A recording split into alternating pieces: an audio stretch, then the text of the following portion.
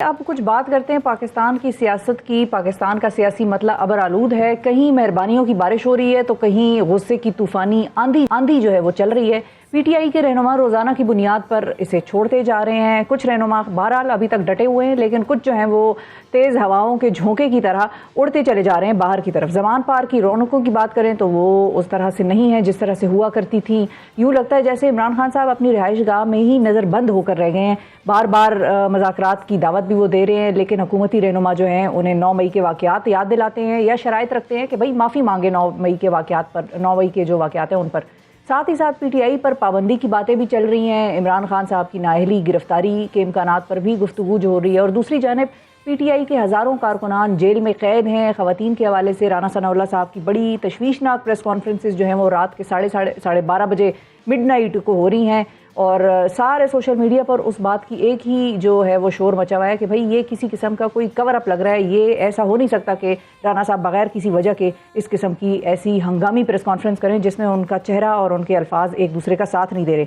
दूसरी तरफ कल एक और बड़ी अहम पेशरफ्त हुई। मरीम नवाज़ साहिबा का लिबर्टी चौक पर यौम तकबीर भी मनाने का जो प्रोग्राम था वो भी पाया तकमील तक पहुँचा। उसमें मियाँ नवाज शरीफ साहब ने भी खिताब किया आवाम से। दोनों के जो खिताबात थे, मरीम साहिबा के और मियाँ साहब के, दोनों ज़रा डिफरेंट थे। मरीम साहिबा का तो यूजुअल था कि आगाज़ भी खान से ही हुआ और इख्तिताम भी खान पर ही हुआ और दरमियान में भी सिर्फ इमरान खान ही था। दूसरी जानिब मियाँ साहब ने अपने प्रोजेक्ट्स गिनवाए और अपने आउस्टर्स का, यानी कि अपने 3 मरतबा निकाले जाने का वजारत उज़्मा के ऑफिस से, उसका बड़ा ही केयरफुली चोजन वर्ड्स में जिक्र किया। अब इससे हमें क्या पता चलता है और क्या सियासत हो रही है? क्या पीटीआई का रिवाइवल भी मुमकिन है? क्योंकि हम साथ में ये भी देख रहे हैं कि रऊफ़ हसन साहब जो हैं उनको पीटीआई का जैसे ही लोगों ने छोड़ना शुरू किया वैसे ही इमरान खान साहब ने नए लोगों को नोटिफाई करना शुरू कर दिया। तो रऊफ़ हसन साहब जो हैं उनको इन्फॉर्मेशन सेक्रेटरी लगाया गया। उमर अयूब साहब को असद उमर साहब का जो पोर्टफोलियो है पार्टी में वो दे दिया गया। इस हवाले से हम बात करेंगे। हमारे साथ सीनियर सहाफ़ी और तज्ज़ियाकार नसीम सिद्दीकी साहब मौजूद हैं। अस्सलाम वालेकुम नसीम साहब। वालेकुम सलाम, good morning. Good morning sir, बहुत शुक्रिया। किसी पहली दफ़ा इतने अरसे में गुड मॉर्निंग का है हमें। आपको भी बहुत गुड मॉर्निंग सर। ये बताएं कि पहले आप मरीम साहिबा की जो कल का यौम तकबीर का जश्न था उसके हवाले से हम बात करें या इमरान खान साहब की सियासत है, पहले उसको डिस्कस कर लें। Your choice. देखिए, चले लिबर्टी से शुरू कर लेते हैं। कल मुझे लिबर्टी में ऐसे लग रहा था जैसे वो नहीं होता किसी महाज के ऊपर आपने कब्जा कर लिया हो। पहले हम देखते थे कि एक कॉल के ऊपर लिबर्टी मार्केट में बहुत ज़्यादा एक सियासी जो अपनी जमात है उसका वहाँ पे रश लग जाता था। और ये जो कल वाला रश था ये तो कसूर से, शेखुपुरा से, गुजरांवाला से तमाम जो MNAs MPs के टिकट होल्डर्स हैं उनकी ड्यूटी लगाई गई थी कि आपने वहाँ पे लाके बंदे इकट्ठे करने हैं। अब बात दूसरी कर लेते हैं। जिस तरह आपने इंट्रो में बहुत सारी चीज़ों का डिस्कस किया, तो देखिए किसी भी पार्टी के ऊपर जो है ना कदगन नहीं लगाया जा सकता। हर पार्टी में शरपसंद भी शामिल हो जाते हैं। हमने देखा कि मुस्लिम लीग नून के अंदर जब मॉडल टाउन में मैसेकर हुआ था तो वो एक गुल्लू भट्ट नामी शख्स बहुत मशहूर हुआ था जिसको बाद ने ऑन करने से इनकार कर दिया था।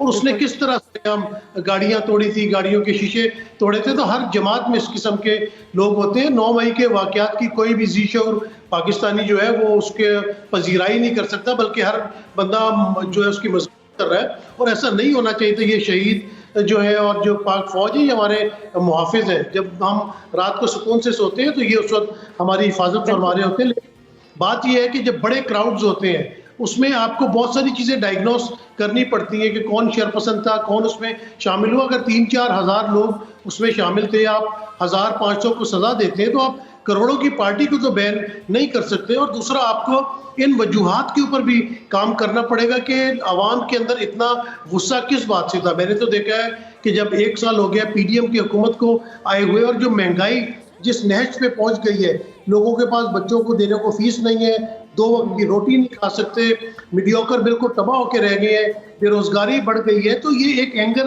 डेवलप होता है और वो किस तरह फटता है। मैं तो 6 महीने से अपने प्रोग्राम्स में कह रहा था कि ये जो तमाम गुस्सा जमाम चीज़ें जिस तरफ जा रही है वहाँ पे खुदा न खास्ता मुझे तो कोई बड़ा सानिया होता नजर आ रहा है। अगर एक मुझ जैसे नाचीज को ये चीज़ नजर आ रही थी तो जो इस मुल्क के अल्लाह ताला मजीद सानियात से पाकिस्तान को महफूज रखे। नसीम साहब, आप थोड़ा सा लेकिन मैं चाहूँगी कि आप थोड़ा सा कमेंट करें। जो तकरीर हुई कल मरियम साहिबा की भी और नवाज़ शरीफ साहब की भी, दोनों की अलग अलग तकरीरें थीं। ज़ाहिर है कुछ लोग कह रहे थे कि नवाज़ शरीफ साहब ने कभी इमरान खान का उस तरह से डायरेक्टली जिक्र नहीं किया। कल की तकरीर में भी उन्होंने मेरा नहीं ख्याल, मैंने तकरीबन सारी ही बड़े गौर से सुनी है, अगर मिस हो गई हो मुझसे तो वो अलग बात है, लेकिन इमरान खान साहब का डायरेक्टली जिक्र एक दफ़ा भी नहीं आया। मियाँ साहब की तकरीर में उन्होंने अपने कुछ प्रोजेक्ट्स गिनवाए, उन्होंने बताया मोटरवेज़ किसने बनाई, मैंने बनाई, यौम तकबीर का उन्होंने जिक्र किया, जो हमारे ब्लास्ट हुए थे उसका जिक्र किया, और फिर उन्होंने आखिर में जो है वो अपने आउस्टर्स का जिक्र किया कि मुझे भी निकाला गया और मुझे पता नहीं किस जुर्म की सज़ा मिली पाकिस्तान को, और इस किस्म के कुछ ज़रा गिले शिकवे किए। अब वो ज़ाहिर है वो किससे कर रहे थे, वो समझ में नहीं आया कि वो गिले शिकवे किससे कर रहे थे, और क्या ये कोई पार्टी लाइन जो है वो डिफाइन हुई है कि Maryam sahiba is going to target Imran Khan and Nawaz Sharif sahab is going to target somebody else? Shifa, very good question. मैं सिर्फ इस तरह शुरू करूंगा कि बदलता है आसमां रंग कैसे कैसे। पहले इन्हीं नवाज शरीफ साहब की तकारीर के ऊपर पाबंदी थी, टीवी पे दिखाने के ऊपर पाबंदी थी, फिर ऐसे क्या हालात हो गए लंदन में बैठे बैठे के वो मफरूर हैं और मुजरिम भी हैं, इस वक्त उनकी सजा याफ्ता है, उनकी तकारीर बड़ी खुल के दिखाई जा रही। तो शिफा, ये जो आपने दोनों के कंपैरिजन की बात की है ना, ये कंपैरिजन ऐसे होगा कि good cop bad cop. Maryam Nawaz ने जो है वो इमरान खान से शुरू करती हैं क्योंकि उनके पास कोई मवाद नहीं होता इतना ज्यादा बोलने का, कोई प्लान लेके आने का। वो तो कहती है कि पीडीएम की हुकूमत है, हमारा तो उससे कोई ताल्लुक ही नहीं है, जबकि उनके चचा मोहतरम जो है वो वजीर आजम पाकिस्तान है। तो क्योंकि उनके ऊपर महंगाई के लिए उंगलियां उठाई जाती हैं, मिस मैनेजमेंट पे उंगलियां उठाई जाती है, तो वो उसको ओन नहीं करती, वो सिर्फ इमरान खान को टारगेट करती है। आप देखें कि अगर उनकी तकरीर उठा ले तो उसमें 50-100 दफा कम अज कम इमरान खान साहब का जिक्र किया जाता है। दूसरी तरफ नवाज शरीफ अपना इमेज बेहतर करना चाह रहे हैं।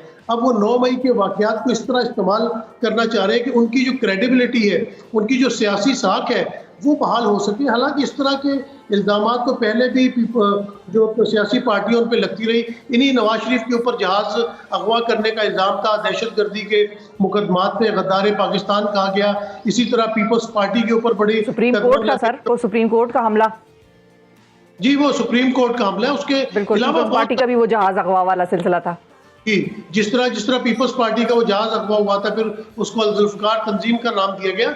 तो पार्टीज के ऊपर इस किस्म के बुरे वक्त आते रहते। मैं तो अभी भी यही कहूंगा शिफा के तमाम सियासी जमातें मिल के बैठे, क्योंकि जब सियासत में वैक्यूम आता है, सियासी जमातें अपने मामला खुद तय नहीं करती, तो फिर इदारों का नाम बीच में आता है और इदारे बदनाम होते हैं। हालांकि इदारे साफ तौर पे अपना अपना काम करें, पाक फौज सरहदों पे बेहतरीन पाकिस्तान की हिफाजत कर रही है, सुप्रीम कोर्ट अपना काम कर रहा है, कितने बेहतरीन उन्होंने फैसले किए, बल्कि उनके फैसले के नतीजे में ये जो पीडीएम की हुकूमत मार्ज़े वजूद में आई थी। तो बात यह है कि इदारों को बीच में न लाए, बैठ के मुज़ाकरात करें। आपने देखा कि 9 मई से पहले भी जब पीटीआई और पीडीएम के दरमियान मुज़ाकरात हो रहे थे और लग रहा था कि बर्फ पिघल रही है, तो बीच में शरारत हुई और चौधरी परवेज इलाही साहब के घर का जिस तरह दरवाजा तोड़ा गया, उनके घर पे हमला किया गया, तो लगा कि कोई इन जो मामलात या मुज़ाकरात हो रहे हैं इनको सैबोटेज करना चाह रहा है। तो इस तरह के शरपसंदों को भी गिरफ्तार करना चाहिए। शरपसंद तो वो भी हैं जो चादर और चार दीवारी का इस वक्त बिल्कुल ख्याल नहीं कर रहे और लोगों के घरों में जिस तरह छापे मारे जा रहे हैं, जिस तरह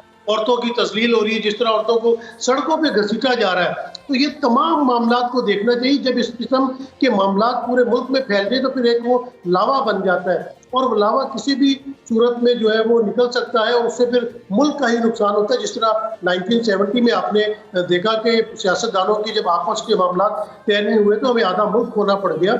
1977 में जब आपस में लोग नहीं बैठ सके, सियासतदानों ने अपने मामलात तय नहीं किए, तो फिर ज़िया-उल-हक का मार्शल लॉ लगा, फिर 90s का दौर आ गया, फिर 99 में मार्शल लॉ लगा। तो ये हम कब सबक सीखेंगे? कब तक हम एडवेंचरिज्म करते रहेंगे? कब तक हम तकारीर में खड़े होकर एक दूसरे को गालियां निकालते रहेंगे? इस मुल्क में गरीब इस वक्त एक वक्त की रोटी के लिए तंग है। लोग अपने बच्चों की फीसें नहीं दे पा रहे, उन्होंने उसको स्कूल से उठा लिया। जब बच्चे तालीम नहीं हासिल करेंगे तो फिर किस किस्म का मुआशरा डेवलप करेगा? ये आपको मिलकर सोचना पड़ेगा।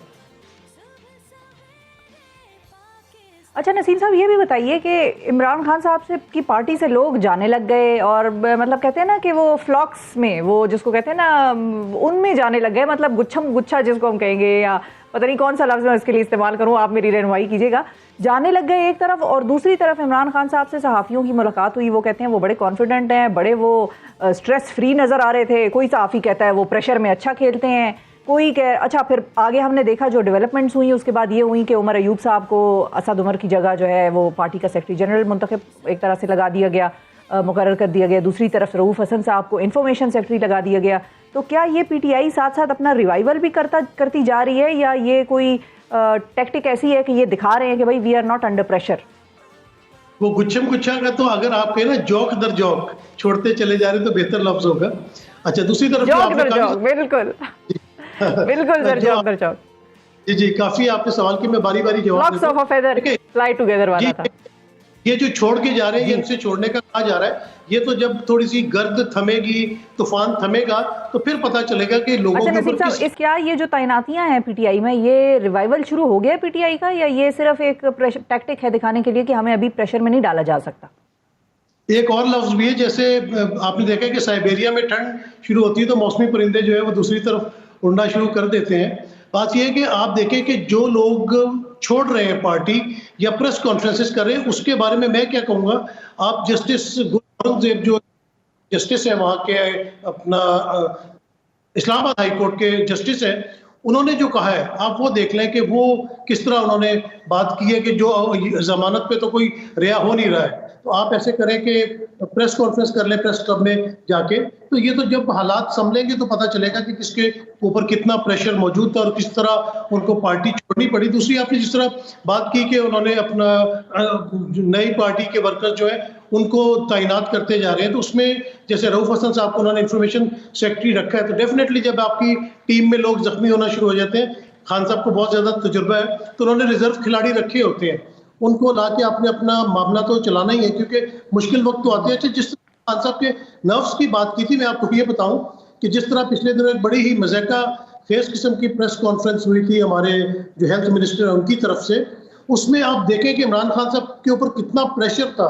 उन्हें जिस तरह गिरफ्तार किया गया, लेकिन जब उनका मेडिकल टेस्ट हुआ तो उनका ब्लड प्रेशर ऐसे था जैसे किसी 20 साल यंग आदमी का होता है, उनका हार्ट बीट भी 70 के ऊपर था। इसका मतलब है कि उन्हें मुश्किल वक्तों पे अपने नर्व के ऊपर काबू रखना आता है, और लीडर हजरात ऐसे ही होते हैं, उनके ऊपर बड़ा बड़ा बुरा वक्त आता है। अगर वो अपने नर्व्स को कंट्रोल में रखें, आपके कारकुनान का जो है वो लहू को गरमाते रहे, तो रिवाइवल हो जाता है। हमने बहुत सारा अप एंड डाउन देखे हैं इस मुल्क के अंदर, पॉलिटिक्स के अंदर, तो मेरे ख्याल से अब पीटीआई और खान साहब भी इसमें से गुजर जाएगा, लेकिन ये देखना पड़ेगा कभी कोई इस किस्म की शरपसंदी या ऐसा वाकया ना हो जिससे हमें हजीमत उठानी पड़े। जी